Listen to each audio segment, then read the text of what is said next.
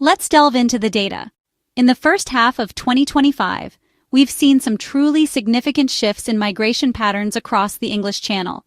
These numbers aren't just abstract figures. They represent real people, real journeys, and real challenges at our borders. The figures reveal that nearly 20,000 people crossed the English Channel in small boats, seeking refuge or a fresh start. This perilous journey is often undertaken in overcrowded and unsafe conditions. This represents a record-breaking 48% increase from last year, a stark indication of the escalating situation.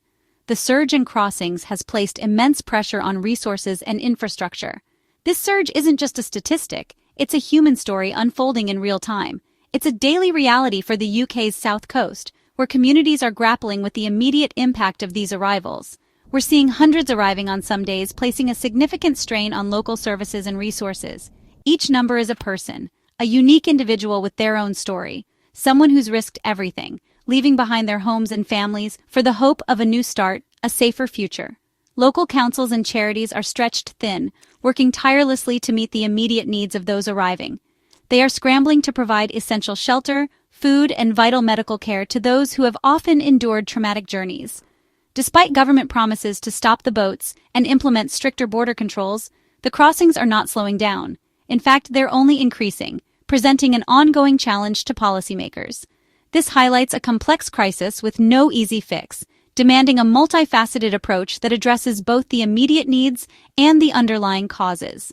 The headlines may seem distant and impersonal, focusing on numbers and statistics, but the impact is immediate and profoundly human, affecting individuals, families, and communities on both sides of the channel. As summer continues with its typically calmer seas, the question remains a pressing one. Will these numbers keep climbing, further straining resources and challenging our collective humanity? We've seen a noticeable increase in the number of individuals attempting to cross the English Channel recently. Why the sudden spike? What's driving this surge in migration attempts? And what factors are converging to create this situation? It's a mix of factors. Calm summer weather, which provides a window of opportunity for these perilous journeys. The calmer the seas, the higher the chance of a successful crossing, or so the migrants believe. This is coupled with emboldened smugglers, who are always looking for ways to exploit vulnerable people. They see the calm weather as an opportunity to increase their operations. And of course, there's the relentless hope that fuels these crossings. The hope for a better life, a safer future, and a chance to rebuild. Smugglers are packing more people onto each boat, cramming as many individuals as possible into these flimsy vessels. This is all about maximizing profit but raising the risk exponentially. The more people on board, the more unstable and dangerous the journey becomes. For many, the UK is a beacon, family already residing there, offering a sense of belonging and support. It's also about opportunity, the chance to work, to study, and to build a future free from the constraints of their home countries, or simply safety, a refuge from violence, persecution, and instability. They are fleeing war or poverty, seeking a haven from the dire circumstances they face back home. Migrants' determination is unwavering, fueled by a deep desire for a better life. Some say they'd risk death, facing the very real possibility of drowning in the attempt. All this, for a chance at a new life, a fresh start in a country they believe will offer them hope. The journey starts far from France, often thousands of miles away. It begins in countries torn by conflict and collapse, where basic necessities are scarce and danger is ever present. Even with the dangers, the perilous sea crossing, and the risk of exploitation, many see the channel as their last hurdle, the final obstacle standing between them and a new beginning. As long as hope and desperation exist, driving people to seek a better life, crossings will continue, a testament to the enduring human spirit and the yearning for a brighter future. The perfect storm of weather, creating ideal conditions for crossing, ruthless gangs exploiting vulnerable individuals for profit, and human willpower, the unwavering determination to overcome adversity. All of these factors has led to this record surge, a complex and multifaceted crisis with no easy solutions.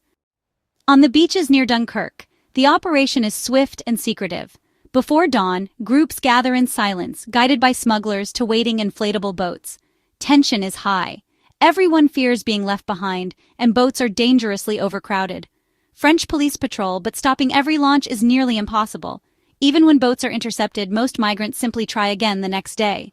As boats push off, hope and fear mix. Some take selfies, others look back at France for the last time. The risks are enormous, but for many, the journey is worth it.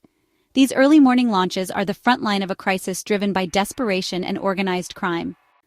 French and UK authorities are under pressure, but policing the vast coastline is a daunting task.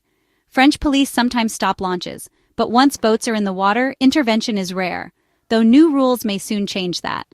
Talks between France and the UK are ongoing, with proposals for returns agreements and legal migration routes.